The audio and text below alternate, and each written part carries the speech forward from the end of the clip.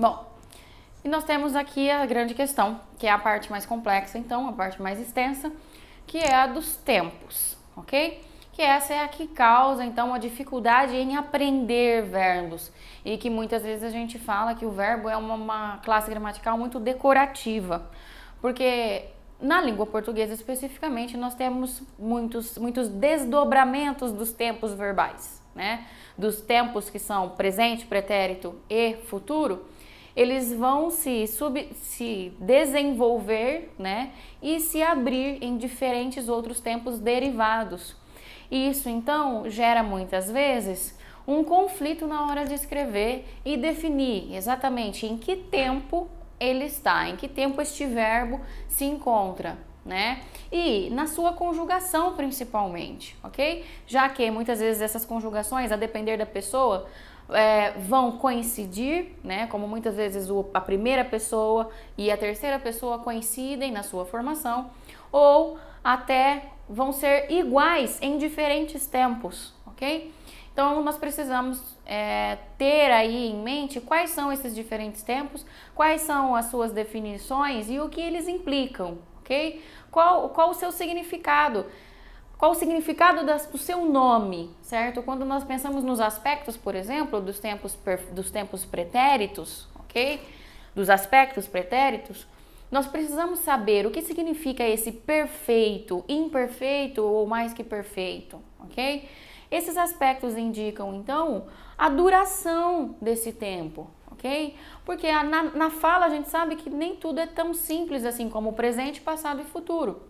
No passado, nós temos uma diferenciação de o que aconteceu antes ou depois, ou de como ocorreu essa ação, se é uma ação concluída, se é uma ação que foi interrompida, né? Então, existem diversos fatores que influenciam na nossa fala e que modificam o contexto, ok? Para isso servem, então, os aspectos, os benditos aspectos dos tempos passados, ok?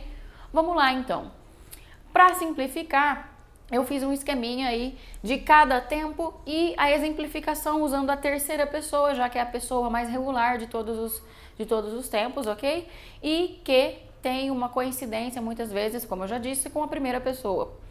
Para vocês então definirem, para vocês saberem exatamente em que tempo isso se encontra e qual é a principal característica, já que a terceira pessoa é a que tem a desinência mais completa, né? E tem a marcação ideal de tempo.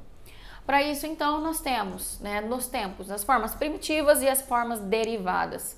Isso significa que existem 3 formas que vão dar origem a outros tempos verbais, a formação de outros tempos verbais.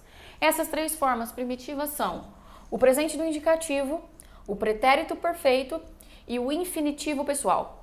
A partir dessas 3 formações, nós vamos ter o desdobramento para os outros tempos e modos, certo? A partir delas, então, nós vamos acrescentar desinências, retirar letras para colocar novas desinências nos seus radicais, sim? No presente do indicativo, né, presente do modo indicativo, que é o modo da certeza, nós temos aí, eu peguei como exemplo o verbo amar, ok? Para ter uma regularidade, para vocês entenderem o padrão de mudança de tempo. Ele ama, tá? Lembrando que eu estou utilizando a terceira pessoa somente, não fiz a conjugação inteira, né? No arquivo de vocês, depois na plataforma, vocês vão poder ver, então, as conjugações completas desses verbos, sim? Então, no presente do indicativo, ama. O pretérito perfeito, né? O tempo pretérito do aspecto perfeito, ou seja, daquele tempo concluído, acabado, amou. Ele, ela, você amou. Isso acabou, permaneceu no passado, não mantém uma relação com o presente ou com o futuro, certo? É um tempo que ficou lá atrás e não vai estabelecer uma relação com tempos diferentes, sim? E aqui, né, em laranja, a forma composta desse tempo, tá? Então, pretérito perfeito amou, pretérito perfeito composto tem amado. Essa composição, né, é outra derivação que vai, então, ser formada, no caso do pretérito perfeito, pelo verbo auxiliar no presente, ok? Mais o particípio do verbo principal, tá? Mais o particípio do verbo principal. Adiantando aí o particípio, então, é a formação do ado, ido da língua portuguesa, né? É um grande formador de adjetivos dentro da língua portuguesa, já que ele acrescenta não só uma ação, mas também indica uma característica, uma qualificação desta ação, certo? Temos ainda o infinitivo pessoal, né? Aí, no caso do amar, ele é um infinitivo bem regular e ele vai coincidir com uma forma sem ser conjugada, né? Antes de ser conjugada. Diferente de outros verbos, por exemplo, como fazer, né? O infinitivo pessoal do amar é amar mesmo, ok? Já o infinitivo pessoal do fazer é fizer, no caso da primeira pessoa, tudo bem? Então, ele não vai modificar e vai ser sempre fizer, diferente do amar, que vai ficar igualzinho o infinitivo, né? A forma nominal do verbo, a forma dele antes de ser conjugada, diferente de outros, então. Os derivados destes três, né? Quais são?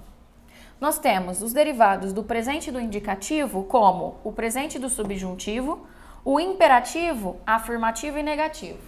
Só que esse imperativo, o afirmativo, vem realmente e diretamente do presente do indicativo. E o imperativo negativo vem do presente do subjuntivo.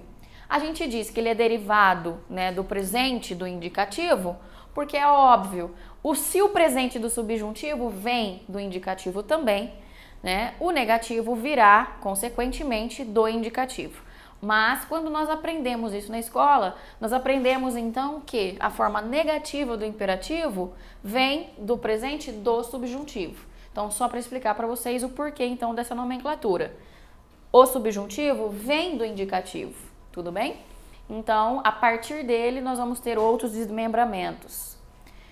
Bom, no presente do subjuntivo, do modo subjuntivo, que é o modo das incertezas, das dúvidas, das suposições, nós normalmente utilizamos o que, né? A partícula que antes do verbo, que vai indicar o tempo presente. É isso que vai definir que ele está no presente do subjuntivo. E aí, ame, ok? Que ele ame. No imperativo afirmativo, né?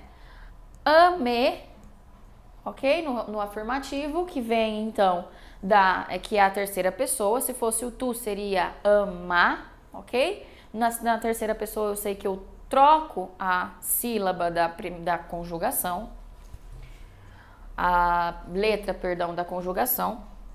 E aí, no negativo, então, não ame, certo? Já que o negativo vem do subjuntivo, eu então copio simplesmente a terceira pessoa, certinho?